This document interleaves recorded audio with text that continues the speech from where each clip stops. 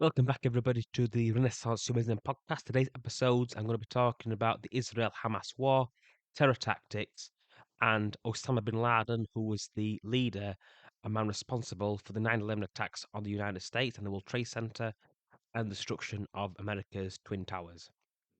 Okay, let's get into this.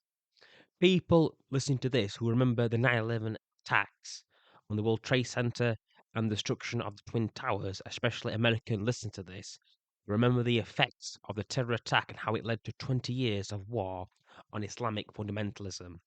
From this tragedy, the official death toll, including 19 terrorists, was set at 2,977 people.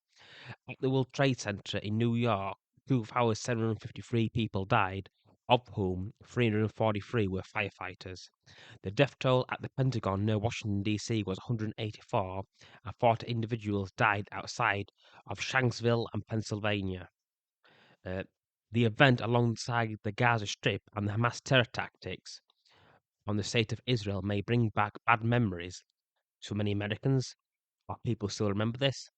Still, unfortunately, from the terrorist point of view, there is a method to their particular brand of madness.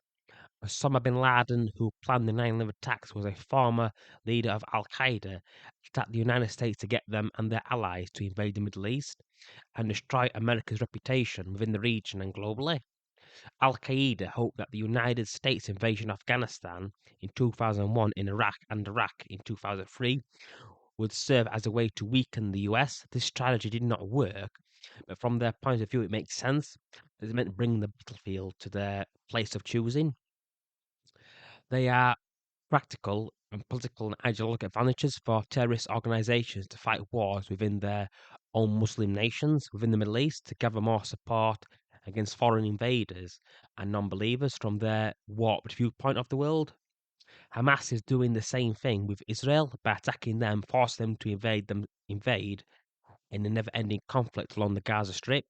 However, unlike the USA, after 20 years of fighting the war on terror, the Israelis don't have the option of or luxury just to leave and take their bags and go home.